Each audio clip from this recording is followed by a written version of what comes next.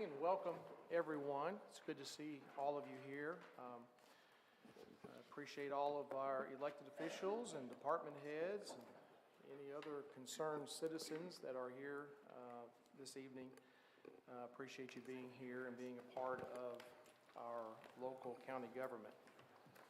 So this is the February 28th 2023 Hardin County Fiscal Court regular voting meeting.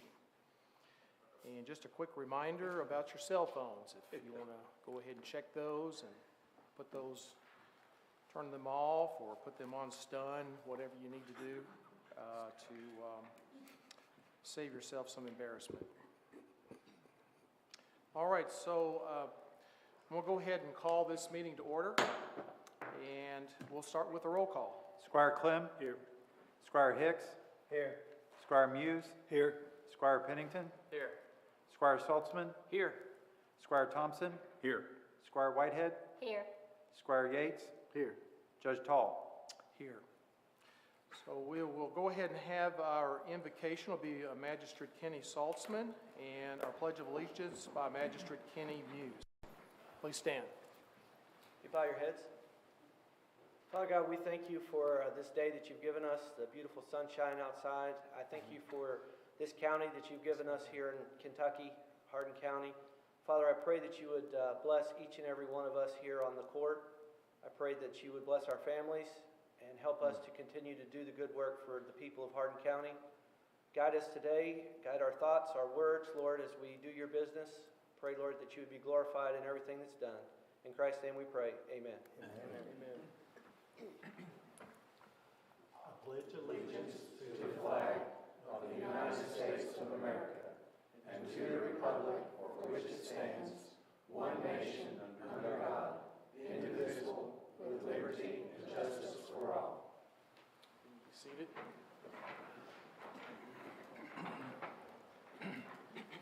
All right, so just a few things I'd like to talk about before we jump into all of the business. Just to kind of review the agenda, I believe we should still have, looks like we still have a few extra up here if anybody wants one.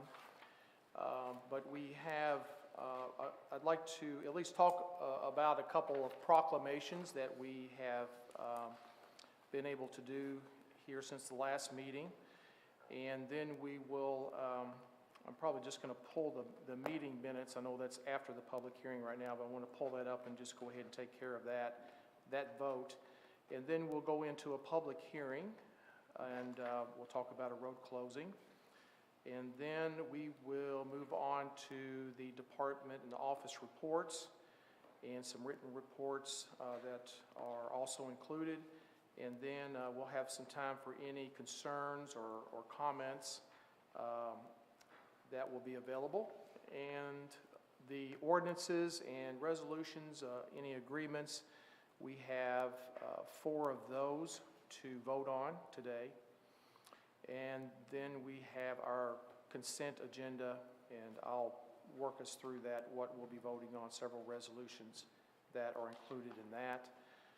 We'll have our typical comments at the end. We will have which is different than usual also, a closed session that we'll need to have. That's right at the very end, and I think we've decided to go ahead and have we'll have a motion to have that to open a closed session and also adjourn, since there will be no more activity after the closed session. So if I haven't confused you too much, that's the agenda that we plan on moving through. Okay, so just a couple neat things that happened since the last meeting. We had a proclamation. Just wanted to run that by all of you so that you know that this happened. We had this was for a special teacher in our county. And I'll just read you just part of this, not the whole thing, but it says, whereas teachers contribute to the economic growth of this nation by providing students with the skills to make them a viable part of the workforce, And whereas teachers are molding lives and shaping the future of our next generation, representing an investment in the life of this community, and whereas WHAS 11 has recognized Susan Duvall of Lincoln Trail Elementary School as the Hardin County Schools 2022-2023 Excel Award winner. And so we presented this proclamation to Susan Duvall, and we declared it Susan Duvall Day on February 22nd of this month. So anyway, I just wanted to let you know that that happened, and if you know Ms. Duvall, and get a chance to congratulate her on receiving this award. In addition to that, there was another proclamation that we were able to attend an event. I wasn't able to go, but Vicki was able to attend in my place, and so she was able to read this proclamation. It was to a boy. He's 8 years old, and he's had lots of health issues, and he was being awarded a special bike, right? And so we were able to attend that and celebrate that with him. It says, whereas amazingly in just his 8 years of life so far, Elias Carter has already shown many of the principles that embody the honorable values that guide and define the Cub Scouts that he so proudly represents, such as trustworthiness and loyalty, helpfulness, friendliness, courteousness, kindness, obedience, and bravery. And whereas through his daily strength and example show others how to lead a life full of spunk and love and humor. So we declared February 13th, 2023 as Elias Carter Day. And so he was pretty excited about that. And so just wanted you all to know that we're participating in some of these things, and very excited about a few of our citizens out there that were able to have some really neat achievements and able to recognize them. Okay,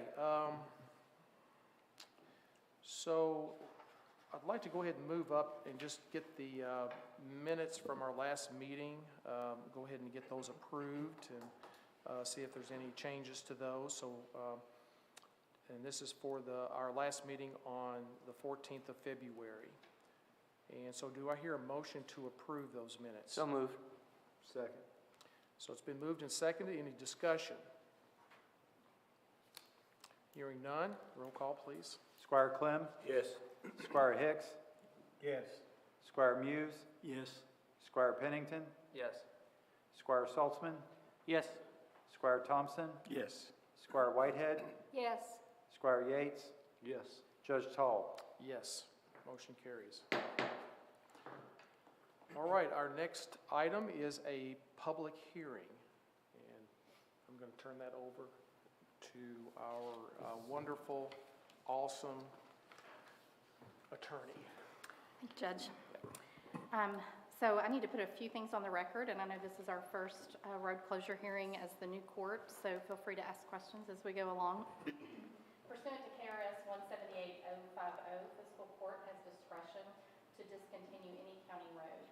A request has been made by two property owners, Dina and Daniel London, and Vance and Latarsha Isom, to close a platted, undeveloped 50-foot right-of-way for future street at the end of West Anjou Court in the Orchard subdivision. Notice of today's hearing was in the News Enterprise in the February 1819 edition, and on February 14th, this court appointed viewers to make a written report back to the court regarding any inconvenience that would result from the discontinuance. And that report is in your materials, I believe. The law requires the Planning Commission to review the discontinuance of the road in accordance with the county's comprehensive plan, and I'll have Adam King approach to give you that report. And he will give the background and answer any questions the court has, and then we'll give the public time for comment. Go ahead. Yes. Okay. Thank you all.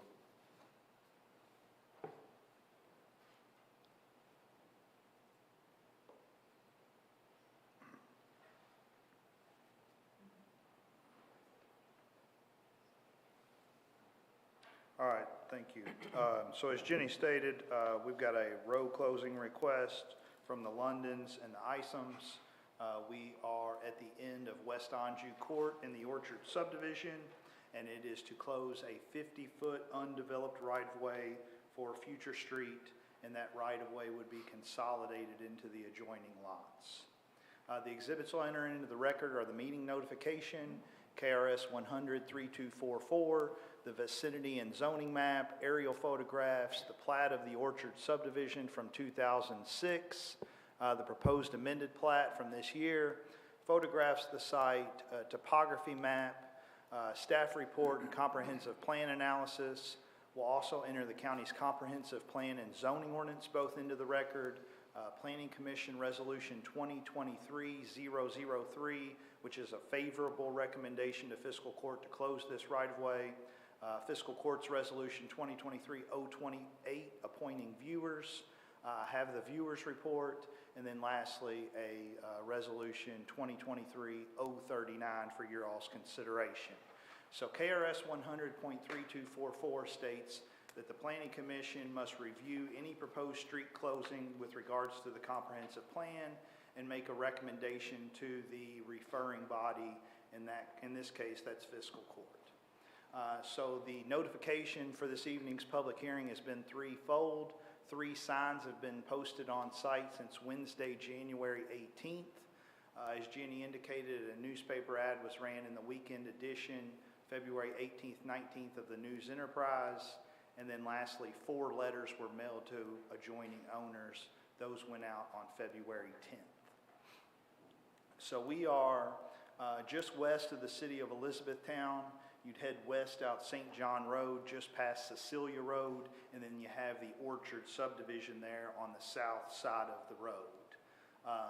All the property here shown, this is the county zoning map, is zoned urban residential R1. You will notice the white parcel there on the right-hand side of the screen. City limits of Elizabethtown do extend that far out to the west. And the 50-foot right-of-way for future street circled there in red. So that right-of-way goes to an adjoining farm owned by the Snodgrass family. It's approximately 26 acres, and that's after they've cut a 2-acre lot off there along Cecilia Road. The property still has 166 feet of road frontage on Cecilia Road, so still could adequately be subdivided and developed without this connection. This is a map showing the environmental features. So again, no environmental features within the right-of-way, or a couple of blue line streams there that cut through the Orchard subdivision though. Just zooming in a little tighter here. And again, that's going to be that location of that 50-foot undeveloped right-of-way for a future street. This is the plat of the Orchard subdivision, developed in 2006 by Chad and John O'Brien. And again, at the time, the Planning Commission required that future connection for interconnectivity should that adjoining farm develop. Just zoom in here a little tighter. So that cul-de-sac it was temporary in the sense that if the street was extended, the 2 half moons on either side of the road would be removed. And then here is the proposal. Again, both lots would consolidate the right-of-way into the 2 adjoining lots. Both of those owners are just mowing and maintaining this right-of-way as part of their personal yard. And that's kind of where the right-of-way falls. This is a photograph, so you'll notice there is a heavy tree line there beyond the cul-de-sac in the location of the right-of-way. Here I'm looking at the homes on either side, 67 and 90 West Anjou. Here showing our signage. And you'll start to see from this photograph, so there is a fall after the cul-de-sac, and then we have a rise to get to the adjoining farm. So there's where that future right-of-way. So that drop is approximately 14 foot on the orchard side, and then to go into the adjoining farm, there would be approximately 18 foot of climb. So wasn't necessarily a connection that ever made sense. I think since 2006, we have 1 and 2 foot contours available. So we really do a better job these days of determining where these future connections should be and where you could practically and feasibly build that future street. And that's what it looks like on the top topo there. So again, 14 foot of fall, 18 foot of rise. There is a drainage ditch, a drainage swell where those trees are. It's not a blue line stream, but it would be a expensive road to construct. Just pointing out here that for the Orchard subdivision, there is still a future connection to the adjoining farm to the west. And here, that farm is over 100 acres in size, so it's probably a better connection. This is our staff report. This is the Planning Commission's resolution, again, sending a favorable recommendation to Fiscal Court. That was approved on the 3rd of January. This is your all's resolution to appoint the viewers. This is the viewers report signed by myself, County Road Supervisor Dwight Morgan, and County Engineering GIS Coordinator Nick Douthit. And then this would be a resolution for your all's consideration to close that undeveloped 50-foot right-of-way for future street. That's all I've got. Any questions from the court? Adam? The only question I have is, it's probably just a stupid question. I could ask you this off of camera. So when we do away with that, is there a new survey that they get? Who does that? Yes, so the property owners, as a requirement to even submit a road closing, have to get with a surveyor to illustrate what's going to happen with that right-of-way. So what we don't want to happen is for there to be loose ends and who's getting what. Right. So we generally, if somebody approaches us about a road closing, we'd say, okay, the standard operating procedure is we cut it in half, each side gets both, so you need to approach the other side and make sure they're ready and willing to do the survey as well. Of course, there's extreme cost savings in doing it all at once. And then we would go ahead and review the plat pending the Planning Commission recommendation and then the Fiscal Court approval. So this plat would have been reviewed back in December, just waiting to go through this process. Road closing is one of the longest things we do that it's got to be approved at the Planning Commission, then I need to bring it to Public Works Committee of Fiscal Court, then we go to Fiscal Court once to appoint viewers, then the next to have the actual hearing. So at the absolute quickest, it's about a 2-month process.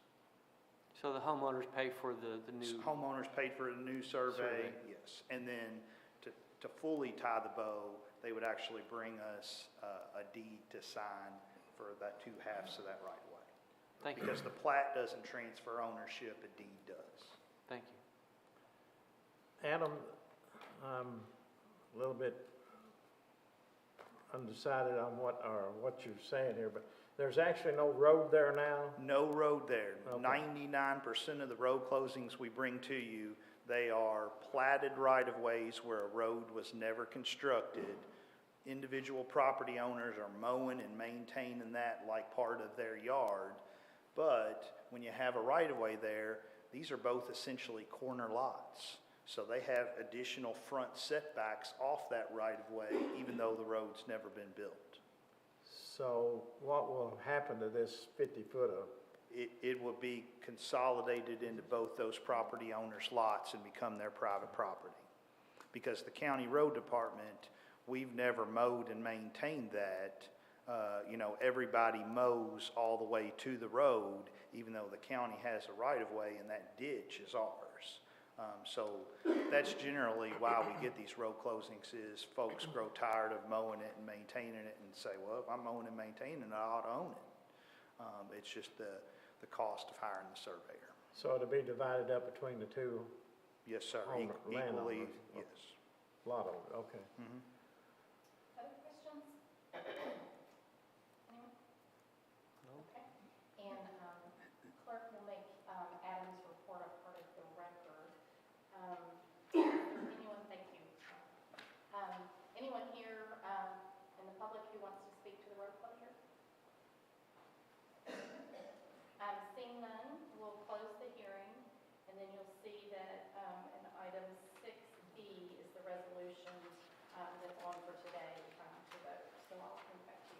thank you. Okay, well, let's, granted, I'm moving the agenda around a little bit again by pulling item B in number 7 up for vote. And so we want to go ahead and vote on resolution number 2023-039, road closing, portion of West Anjou Court. And it's underdeveloped or undeveloped 50-foot right-of-way for a future street in the Orchard subdivision in Elizabethtown. Judge, I'll make a motion that we approve resolution 23-039. Second. It's been a motion and second. Any discussion? Hearing none, please roll call. Squire Clem. Yes. Squire Hicks. Yes. Squire Muse. Yes. Squire Pennington. Yes. Squire Saltzman. Yes. Squire Thompson. Yes. Squire Whitehead. Yes. Squire Yates. Yes. Judge Tall. Yes, motion passes. All right, we'll move on then to the department and office reports. We have 3 of those today, 3 presentations, and we'll start with our coroner, Pat Elmore.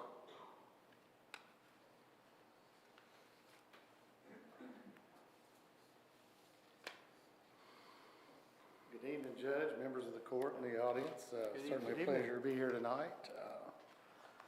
To start our report, this is going to actually finalize from last year. We've got a lot of the totals, so you're going to see a couple of new screens here that we typically would not have during our monthly meetings. But so the first one will be our total cases handled for the year. We finished up the year with 1,279 cases, 77 of those being accidents. As you can see, naturals are our bigger. That's pretty much the everyday thing. The only really number that was down this year was homicides, and that was actually, we were 8 down from what we were last year. So if there's a positive note to that, that would be it. The manner of death, the next slide will show that, again, it's just basically the natural deaths that occur. That's the biggest portion of what we have. And again, accidents. The next slide will give you a breakdown of the accidents and the types that we have. Overdose being the leading one again, once again. Industrial was something that we hadn't shown in the last couple of years, but unfortunately we had a couple of those deaths this year. And then, of course, motor vehicle collisions, that's going to follow right in there also. Again, this next one is not much to see. It's just one, thank goodness. Suicides, has certainly went up again this year. And then you're going to see the manner of suicide being overdose being our number 1, then of course firearm, and then asphyxia, which would be basically hanging would be the last one. Next slide, this will be a demographic, and this is the one that's kind of changed over the years. It's kind of really surprised us. It used to be we've seen a lot of the younger ones. Now you see the middle-aged, the 40 to 49-year-olds. So that number's kind of taken hold over the last couple of years. Drug-related deaths, again, they're up 5, and then, of course, this year we're still tracking to see that increase. So we're looking at a lot of different areas with education and so forth to try to maybe curb that a little bit. The next slide would be the demographics. We won't go a lot into the detail with that. It just basically shows the demographics that we're seeing the drug overdoses with. This next one, this is the one that continues to change. For these drug overdoses, it used to be we've seen a lot of meth and heroin. Now you can see the fentanyls and the fentanyl derivatives are really taking over. And that's not just a county problem, that's a state and national problem. So again, it's a scary thing. I'm sure as law enforcement will tell you, it's a battle that continues on. And then the next one would be again, a diagram of the most frequently used fentanyl, and then actually the 4-ENPP, that's another derivative of fentanyl. Again, comparing cases, we're actually down 10 cases from last year, but that was just kind of at the end of the year, typical slow December, but then it picked up in the first few days of the year. Coroner transports, you see those numbers were down just a freckle because of the cases, total cases worked, but a total of the 134 is what we finished with. And then this next would be the residency. Of course, Elizabethtown, that still holds because of the population. That's still the larger area of the cases we work. And then residents, of course, we still get a lot of cases out of surrounding counties. And of course, on the right-hand side, you'll see where we have folks traveling through, albeit whether they're killed in an accident or they at a hospital or motel. That's how we account for the out-of-state deaths. And then, again, the cases by gender and age, that was the one that really surprised, because I guess, you know, that was the middle age, and of course the ones with the overdoses and the suicides, that's what picked up. Are there any questions? Pat, has the coroner's office ever done any in-school programs about drugs and overdoses and showing the children the reality of the data? Good. We have actually went to some of the things, but it's by request, because some of the things that we discuss are basically, kind of run those through Jenny. There's been some of the forensic classes in the high schools is something that we've done. The citizen police academies, we go to those, we schedule those with all the police. Unfortunately, there is kind of a separation there because they do have the officers there, but it's, again, you know, it's hard to go into these schools. First of all, if we're requested, we're more than happy, and we really enjoy doing that, but it's just a matter of trying to get education across to them for that. But it's, again, like the forensic classes, we're going to be going to North Hardin to talk to a forensics class, and that's going to be each quarter. That was one of the first schools that reached out to us to do that, but certainly a good question. I mean, anybody that can advise their schools, I mean, we're happy to talk to any organization. You know, it's, like I said, I know the DARE program several years ago kind of done the very same thing, but, you know, we do have tours that come through. We have more than you would imagine. We have people that call and request, you know, a tour of the coroner's office, and it's kids that are looking to get in forensics or even being coroners or death investigators. So, you know, when they come through, I think when they leave, their eyes are wide open because they get to see a side that they've never seen before. Well, I can remember a long time ago when I was in high school, state police came there and they presented programs to us, and they brought reality to the school. And it as far as speed and things and wrecks and horrible things we had to look at and see. But still, it made an impact on me, still to this day. Oh, absolutely. It used to be the Scared Straight program, then the DARE, and then they had Operation Prom Night and Operation Alive in the coroner's office over the years, and we still do that. We go to the high schools, and that's basically a program that they do a mock accident. They call the police, they call air medical, they call EMS, they call the coroner's office. It's basically a mock-up of a scene. And honestly, if you drive by and didn't realize it was a staged event, to this day, we still have people that actually graduated, went on, and they're adults, and they say that really stuck out in their mind because, you know, it reminds them what can happen. That's more around alcohol, but now we're seeing a lot of these accidents where people are driving impaired, but it's not alcohol, it's the drugs that we're seeing that's causing the issues. So, thanks for the question. Any other questions? Thank you all. Thank you. Pat. Thank you. Next is Sheriff John Ward.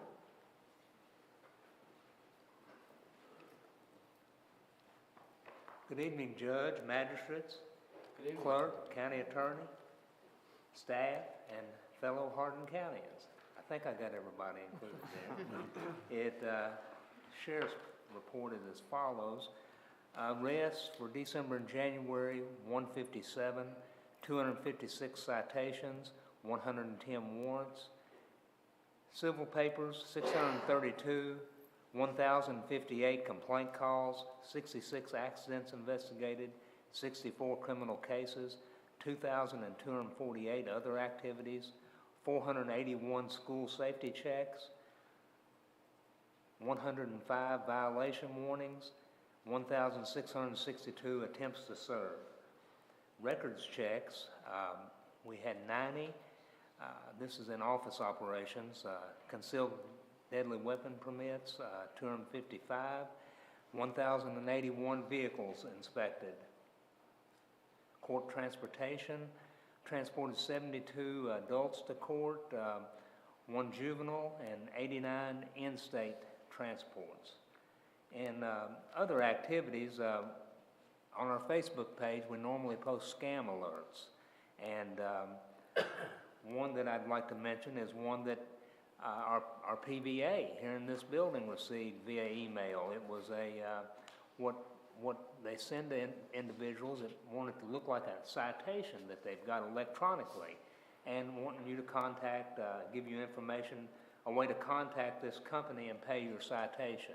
And, you know, you think who would do that, but it's unbelievable the people that get things like this and think, well, they got me on camera and send their money in and get taken advantage of. I got one too this week. Is that? And I know you weren't speaking. It, Sorry. and another one that we've had, Hardin Countyans have received emails that look like something from their bank and telling them that their account's been compromised and wanting to give them malware software. And all they're doing is getting into their accounts. We've had two families in Hardin County lose over $40,000 in these type scams. Sergeant Max Slack is looking into all of these instances, but we put this on our Facebook page and get some tips and other information from other citizens. Also, back during the floods in eastern Kentucky, we collected water and supplies. We took 2 box trucks from Bright Electric up to Whitesburg, and along with cash and other supplies after the flood. And also we donated a used cruiser, a cruiser that we were going to surplus, and we had it marked up here locally, just like the Letcher County Sheriff's Office markings, and took that up there because they lost. It's sad what everything that, you know, it was a sad drive up there seeing the communities and how ravaged they were. But at Christmas time, we collected over $5,000 for Shop with a Cop/Trooper in eastern Kentucky, and we took that up to Letcher County, and 2 of our deputies went up and presented that to them. Also, you remember back during Christmas, 23rd, 24th, and 25th of December was a busy time for the office. We kept deputies on the interstate for most of those days around the clock, working multiple wrecks and mainly keeping a check on our roadways, because if you remember how our temperatures was, if somebody broke down or ran off the roadway, they're not going to survive very long in those cold temperatures. So it's very important that we run the roadways in times like that. Also in January, we had some ice-covered roadways. We had some problems on a few days. January the 5th, we had a bomb threat called into the courthouse, and the court deputies at the courthouse evacuated the courthouse, and Elizabethtown Police and Fire, along with the deputies, and KSP Hazardous Devices investigators, along with K-9, searched the courthouse and didn't find any type of bomb, and normal operations resumed shortly thereafter.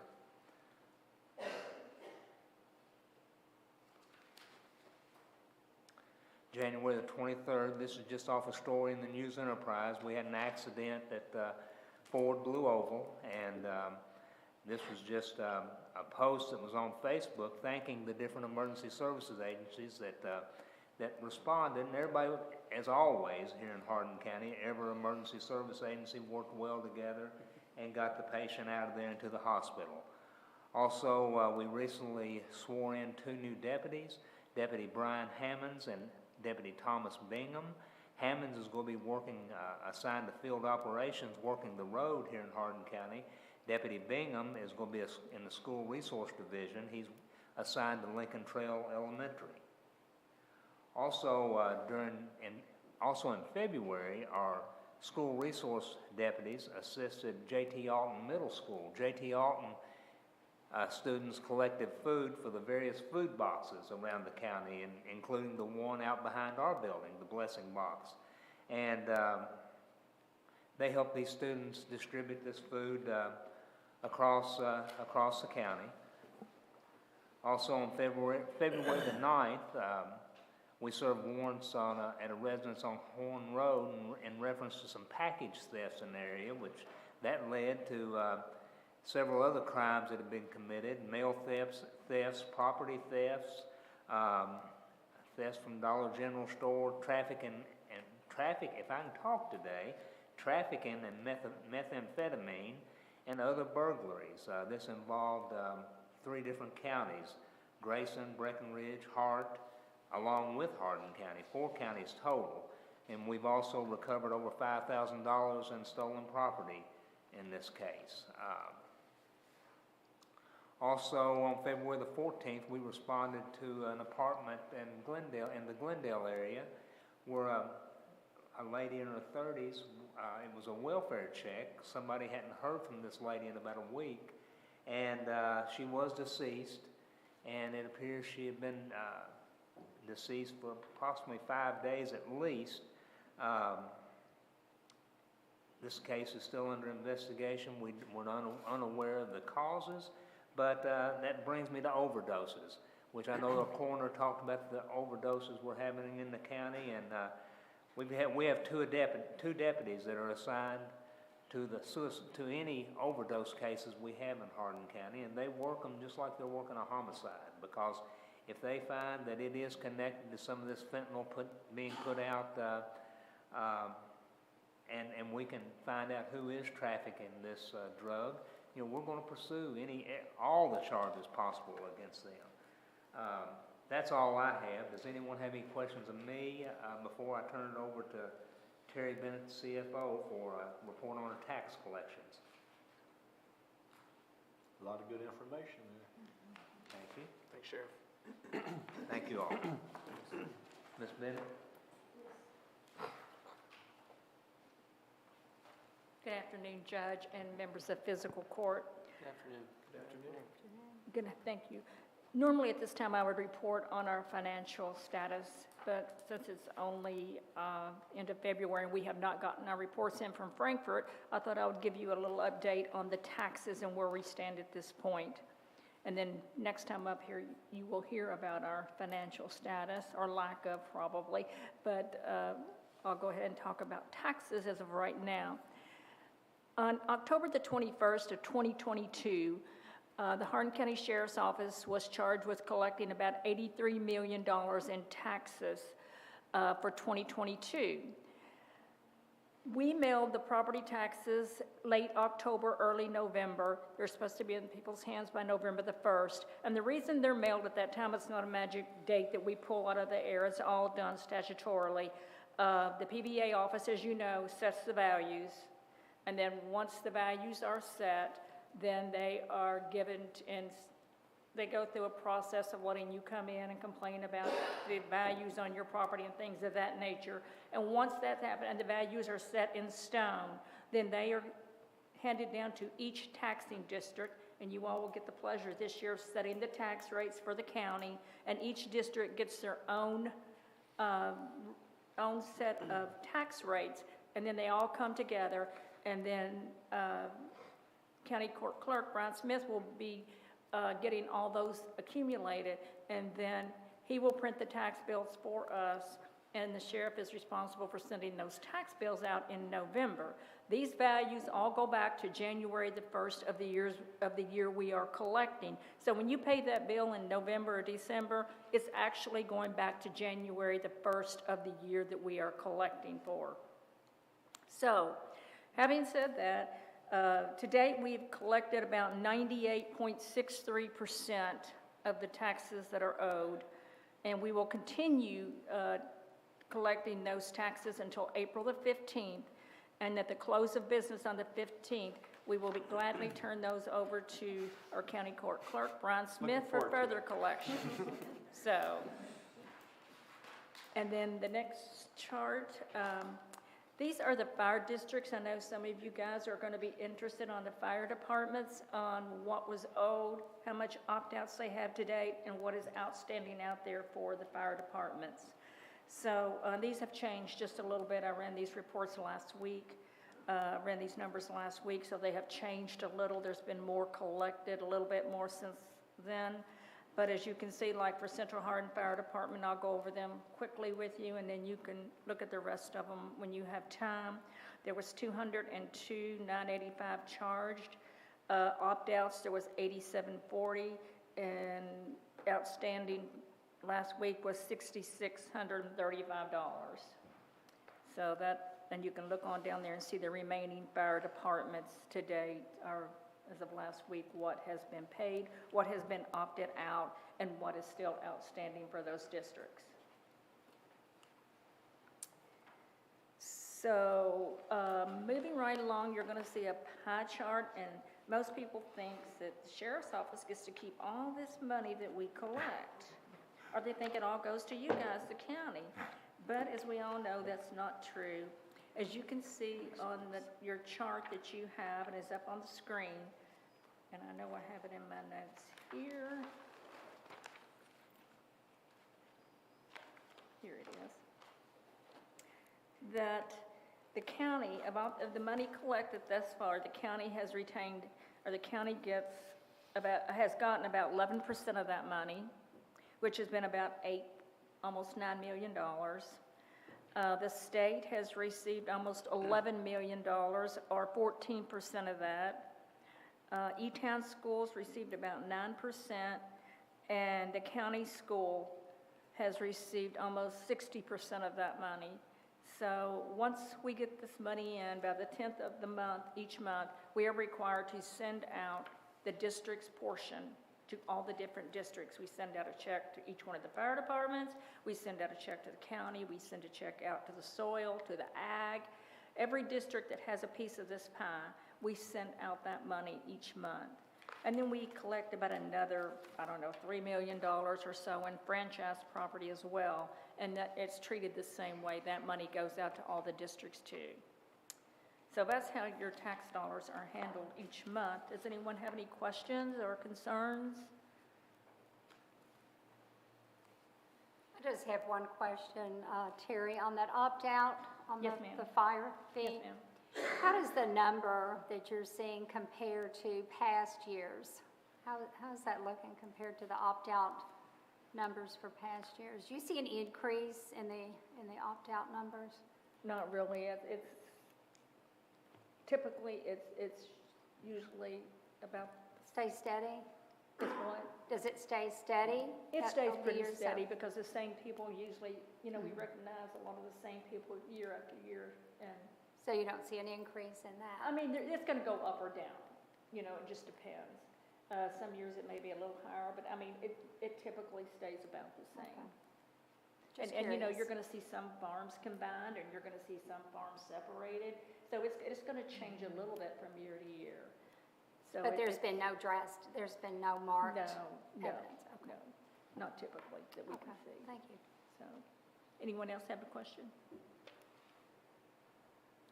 Thank you for your time, I appreciate it. Appreciate it.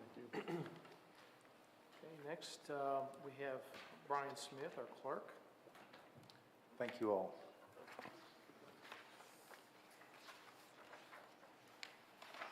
I want to share with you all our fiscal numbers. We'll start there. This is if we go to the next slide, BK. Thank you. So this is a big chart, and I tried to break it apart, but I couldn't do it in a way that makes sense. The thing that I want to draw your attention to, we, like the Sheriff's Office, we collect taxes on behalf of all the districts, and we're fee-based, so a small portion of that stays in our office, and that's what funds our office. But as you can see, real estate numbers are way, way down year to date. That really isn't a shock. That really isn't a surprise. We all see what's going on in the marketplace. But that does impact our budget significantly.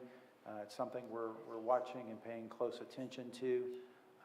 It's not a concern yet. We're taking every measure to be fiscally responsible with what we have, but I just want to bring it to Fiscal Court's attention.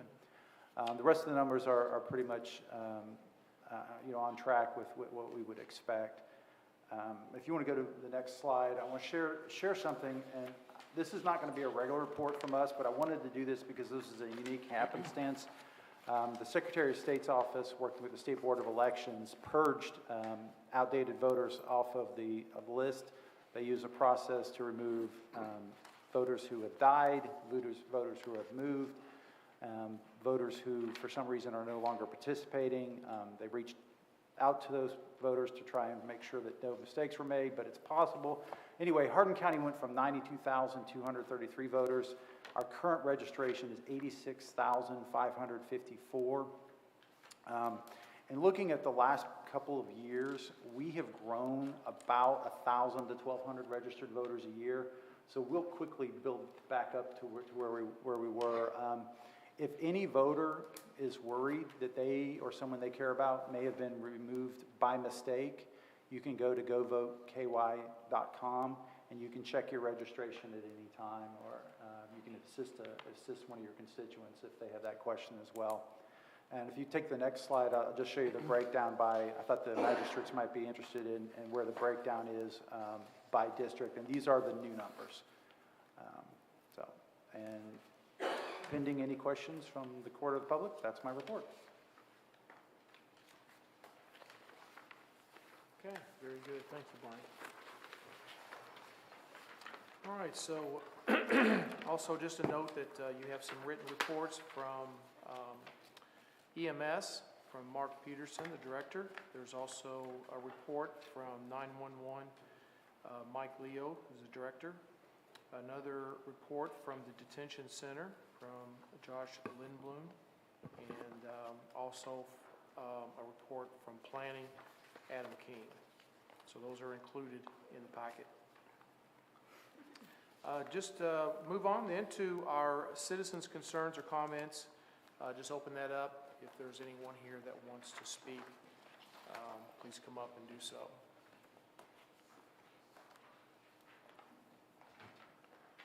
All right, seeing none, we'll move on.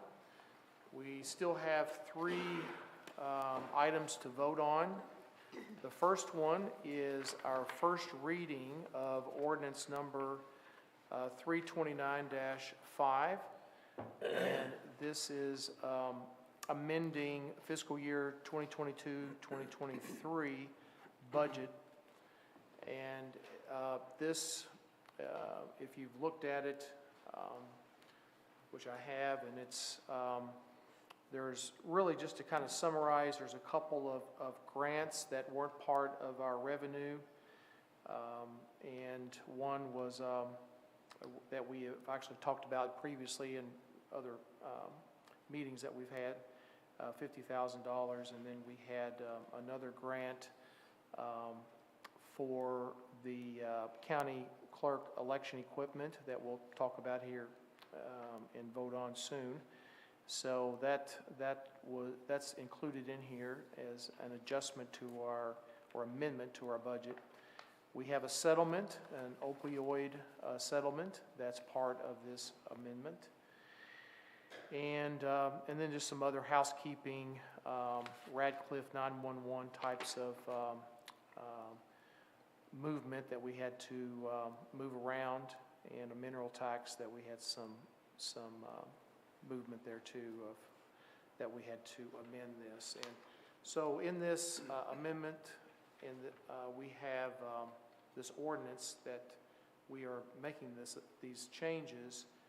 It totaled $1.879 million, and then accordingly we have the changes to the line items in the expense side of things too, that equal the exact down to the penny, so as it should be. So that is the ordinance. Do we have any motion to approve? Motion to approve. Move to approve. Was there a second? Second. Second? Okay, so a motion and a second. Any discussion? All right, we'll go ahead and have the roll call. Squire Clem, Yes. Squire Hicks, Yes. Squire Muse, Yes. Squire Pennington, Yes. Squire Saltzman, Yes. Squire Thompson, Yes. Squire Whitehead, Yes. Squire Yates, Yes. Squire Judge Tall. Oh, yes. Motion passes. All right, the next one is we are looking to approve resolution number 2023-043, and this is relating to healthcare services at Hardin County Detention Center. And this is regarding an emergency executive order that executive order is number 2023-003. And so the resolution is basically saying that it's recommending that myself and Jailer Josh Lindblom to approve the agreement with West Kentucky Correctional Healthcare as the medical service provider for Hardin County Detention Center effective March 27th of this year. And that will go through June 30th basically make it a full fiscal year through June 30th, 2024. And the executive order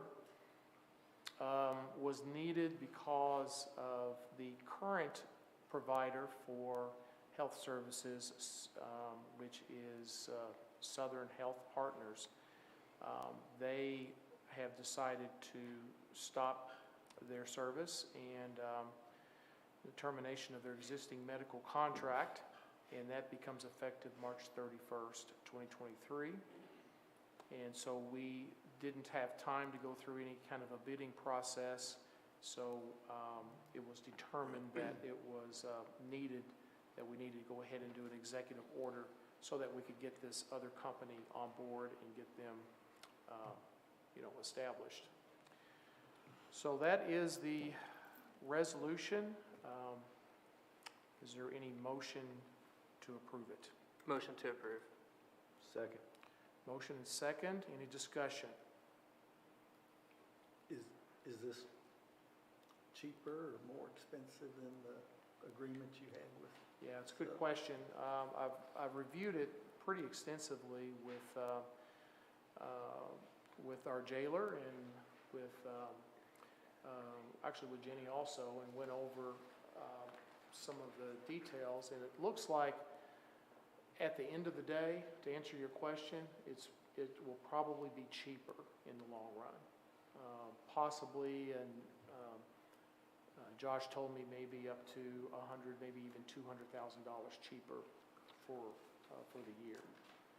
So, and the services appear to be a lot better too in their contract. And Josh must be a pretty good negotiator because he came up with some pretty good, a pretty good contract from what it looks like. And Judge, do you mind if I speak to that? Yes, please. So the big thing that stood out to me, the cost pool has a lot more items included in it. They go into the cost pool. And none of the other counties, or a lot of counties switching from Southern Health Partners to this company, we've had some success. None of them have exceeded their cost pool. And we routinely exceed our cost pool with Southern Health Partners. So that's where I think we'll see the initial savings. Any other questions? I just have one quick question. I kind of looked over the contract, and what Josh had told us in committee meeting, I did not see everything that there was one particular thing that I noticed that he was going to negotiate some things, and I did not see that in the contract. I didn't know if that was to be added later, or... Do you remember specifically what one of the items? Yeah, I just didn't know if it was, is it okay to say it now, Jenny? Or, well, I mean, I don't want to divulge, because I'm not sure other counties have gotten the same negotiation, so I just didn't want to. Okay. I know that Josh, I mean, this is the latest version of the contract, so Yeah. I really don't know. So if he negotiated, if he said he was going to try to negotiate it, if it's not in here, then he didn't get that in there. Okay. Is the bottom line. I mean, this is the I may have last- overlooked it, so Yeah. I'll check with him, and Okay. thanks. Any other questions? Okay, hearing none, is there a motion to approve? We already had that. Oh, Yep. Ready for the vote. that's right, I'm ready. Thank you. I appreciate that. I've gotten That's confused why he already. gets paid the big bucks right there. That's right. All right, so let's go ahead and roll call then. Squire Clem? Yes. Squire Hicks? Yes. Squire Muse? Yes. Squire Pennington? Yes. Squire Saltzman? Yes. Squire Thompson? Yes. Squire Whitehead? Yes. Squire Yates? Yes. Judge Tall? Yes, motion approved. Okay, the next resolution is resolution number 044, and it's application for HB1 County Clerk Election Equipment Grant. And that, I don't want to go through the whole thing here, but you've had this to look at. But basically desires to purchase election equipment approved by the State Board of Elections on behalf of the residents of Hardin County by supporting the HB1 project. and the HB1 County Clerk Election Equipment Grant application on behalf of the county. That's what we're voting on here, is to apply for that. It is for up to $174,875 for Hardin County e-poll book project. And it will be submitted to Department of Local Government, and the county shall provide such additional information and furnish such documentation as be required. County judge shall act as authorized correspondent for this project. Okay, so this is to, again, to make sure that we are able to go out and get this grant money, basically. Motion to approve. Second. Okay, any discussion? Hearing none. Roll call. Squire Clem, Yes. Squire Hicks, Yes. Squire Muse, Yes. Squire Pennington, Yes. Squire Saltzman, Yes. Squire Thompson, Yes. Squire Whitehead, Yes. Squire Yates, Yes. Judge Tall. Yes, motion passes. Okay, finally, we get into the consent agenda. Has a lot of the typical types of things in here, but one item is the treasurer's financial report. And then we have to approve the February claims, all of our expenses for February, at least the last 2 weeks. And then we have an approval of resolution number 36, which is some EMS personnel. Looks like a couple, or an EMT and a paramedic, are going from part-time to full-time. And we have resolution 37, financial transfers, which are some typical business transfers.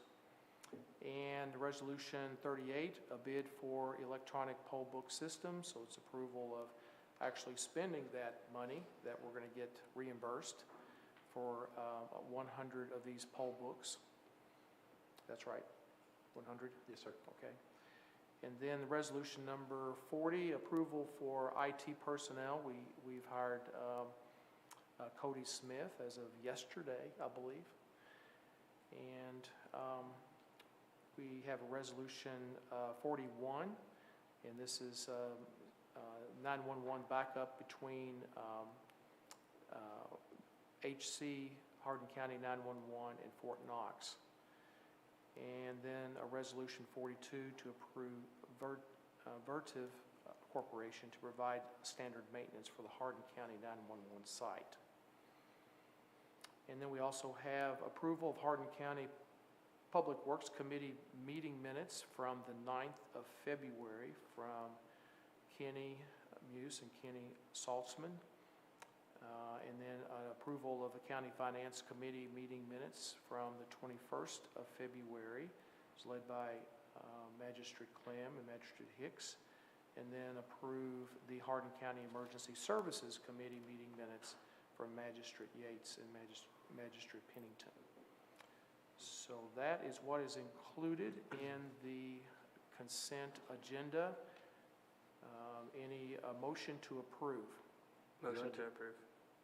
Second? Third. Third, okay. Any discussion? Hearing none, we'll have a roll call. Squire Clem, Yes. Squire Hicks, Yes. Squire Muse, Yes. Squire Pennington, Yes. Squire Saltzman, Yes. Squire Thompson, Yes. Squire Whitehead, Yes. Squire Yates, Yes. Judge Tall. Yes, motion passes. All right, takes care of most of the business, and so now we get to see if we have any other comments, and turn it over to our county attorney, Jenny Oldham. Just really quick, we have halfway moved into our new office at 117 North Main. So anyone listening who needs to pay their child support, you'll go to 117 North Main. And we've been able to keep half of our office open while we moved. So we'll finish the move of the criminal division this Friday and Monday, and child support will be open during that time. And I just got a text, we took in 50 payments today and 98 phone calls, so they found us. And that's the child support division. So And then we'll reopen everyone there on March 7th. We have signs, and then we have our deputy who's kind of helping get people to the right building. So if you have any questions, just let me know. All right, thank you. All right, so time for our magistrate's comments. Magistrate Chris Yates. I want to again congratulate Susan Duvall on her for being an Excel winner. She's not only a Hardin County school teacher, but she is Radcliffe's First Lady, so I just wanted to throw that out there.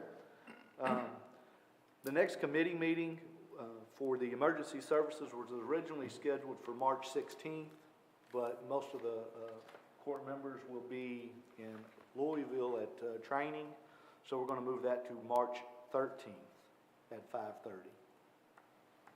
So I just want everyone to make a note of that. Also, hot off the press, North Hardin's playing in the region tournament at Taylor County right now. North Hardin's up 32-21, so let's say go North Hardin. My daughter plays for that team. Last but not least, last Monday, Radcliffe lost one of our community leaders in Chef Tyrone Brown. For those that don't know him, y'all that did not know him, he owned Houdat's Wings in Radcliffe. He came to Radcliffe 3 to 4 years ago, opened a Louisiana-style food business. Within months of being there, he served his first Thanksgiving dinners to the less fortunate or anybody that needed it, and have served hundreds of meals over the last 3 to 4 years.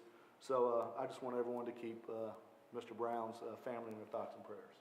And that's all I have. Thank you. Magistrate Kenny Saltzman. Yes, I was going to say the same thing about Mr. Brown and his family. We had a memorial service yesterday at his restaurant, and there was quite a few people attended, and he will be greatly missed. I do believe, don't hold me to it, but I do believe the family is going to continue to keep the restaurant going. But we all know circumstances change, so hopefully they will get that reopened. And if it's okay, Judge, I've got a little thing that I wanted to share, but I'm going to let Brian share it for me, if that's all right. Sure. Thank you, Squire Saltzman. I appreciate that. March, which begins tomorrow, is Ag Tag Month. It's a busy time in the clerk's office. It's when we renew the Ag Tags. The funds raised by the Ag Tags support 4-H, FFA, and Kentucky Proud. And our local 4-H kids, our local FFA kids rely on this money. So if you have an Ag Tag, we ask that you come in early and renew that. If you don't have one, consider getting one. You do not have to be, you don't have to work in agriculture, and you don't have to have a farm truck to have one. And we'll put one on any vehicle you bring to me. So, thank you. So just to be, so I'm correct, so you will actually put the tag on the vehicle? I'll be happy to. I've got a can of screwdrivers of every shape and size. I'll be happy to. Well, I heard if you make a goal, you're going to cook out for everybody. I've challenged our staff. Hardin County has one of the highest participation rate in the state, and we should all be very, very proud of that. If the staff steps it up and we bump and we get 72% participation rate, I'm going to have a good old-fashioned cook out on the first floor, and everybody above us is going to be jealous because they'll be able to smell it throughout the building. Thank you. Join you. Okay. Yeah. Thank you, Judge. That's all I have. All right, thank you. Magistrate Patsy Whitehead. Yes, first of all, I'd like to announce there's some new job opportunities here in Hardin County, like the Lincoln Trail District Health Department. They serve 6 counties, and they have 10 vacancies right now. An additional 9 vacancies are opening up next week. So anyone out there that's looking for a job and having trouble finding one, go to ltdhd.org, Lincoln Trail District Health Department.org, and check out those career opportunities there. Also, one of the most vulnerable victims in our community are neglected and abused children.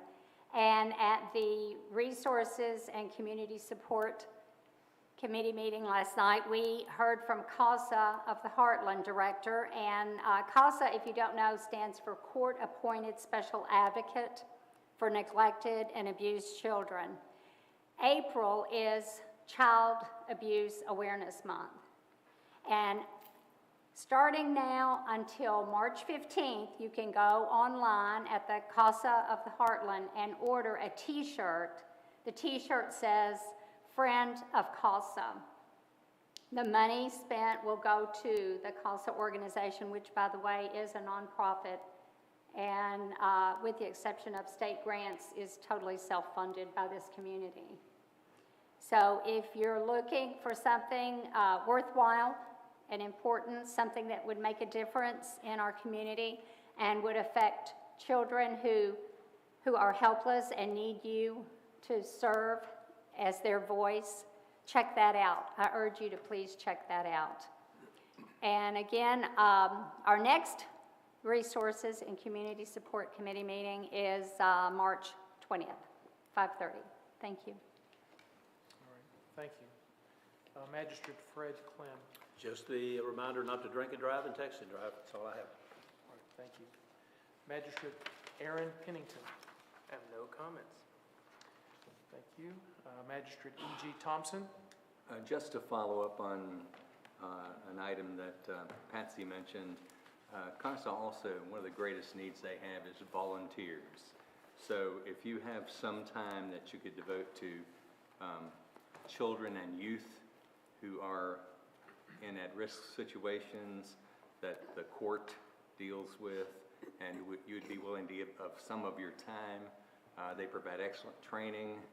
They prepare you, they coach you through it, and you would have the opportunity to develop a very encouraging relationship with young people who really have a great need.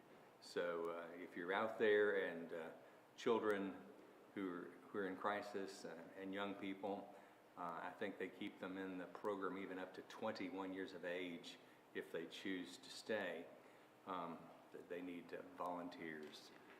So I would encourage you to get online, take a look at CASA, what they have to offer, how you can fit into that, and how you can contribute positively to the development of the future leaders in our county and in our region. Care for those young people that are in crisis. Thank you. All right, thank you. Magistrate Larry Hicks. Patsy and E.G.'s pretty much said what I was going to say, but I just want to encourage people in Hardin County, if you have a problem, don't think that we're sitting here and don't care. You know, call your magistrate. Let us know. I mean, we can't help if we don't know what needs to be out there. So I just encourage everybody, if you have a problem, you know, call your magistrate. You know, I've had several calls here in the last couple of weeks, and I appreciate every one of them. And I will call you back. I have called you back. So I'm not turning a deaf ear to any of it. So, you know, get a hold of your magistrates and let us know what's going on. I encourage you to do that. Thank you. Thanks, Larry. Magistrate Kenny Muse. No, I have no comments. All right, thank you, Kenny.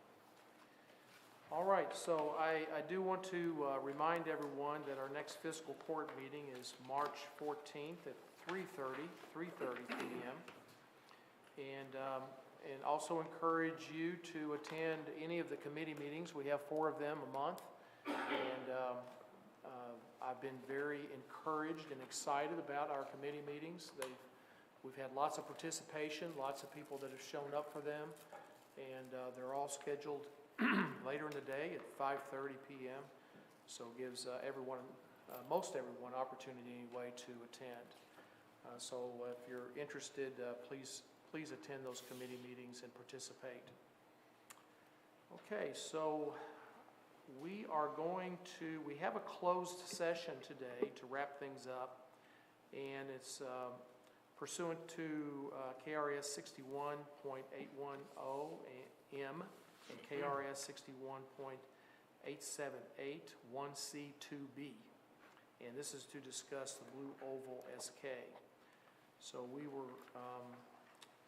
the court is going to go into closed session, and we really don't have any other items to vote on or anything, so we're going to go ahead and vote on going into closed session and also adjourning this meeting. Judge, I'll make the motion, we go into closed session. Second. Okay, and in addition to that, we will adjourn this meeting. Okay, is it okay to have that tacked on there? Yes, sir. Okay. And all Judge, if I could, Yes. I know it's going to be not interesting to listen to, but I do need to read the statute into the record on Oh, why we're going okay. into closed session. Please do. Okay, thank you. Let's see. We are going into closed session for that portion of a meeting devoted to a discussion of a specific public record exempted from disclosure under KRS 618781M, which is records confidentially disclosed to an agency generally recognized as confidential proprietary in conjunction with an application or the administration of assessments, incentives, inducements, or tax credits, and then adding an item which is KRS 618110G, which does not require prior notice. But on that one, we're going in to discuss a contract, and the exception for that is concerning a specific proposal if open discussion would jeopardize the siting, retention, expansion, or upgrading of the business. And so those would be the reasons that we're going into closed session to discuss two matters. Thank you. All right, thank you very much. Okay, any discussion? Okay, hearing none and no objections, we are adjourned. Thank you. We got to Sorry. vote on it. Sorry. Well, all right, let's do it. Squire Clem? Yes. Squire Hicks? Yes. Squire Muse? Yes. Squire Pennington? Yes. Squire Saltzman? Yes. Squire Thompson? Yes. Squire Whitehead? Yes. Squire Yates? Yes. Judge Tall? Yes, motion passes, and we are adjourned.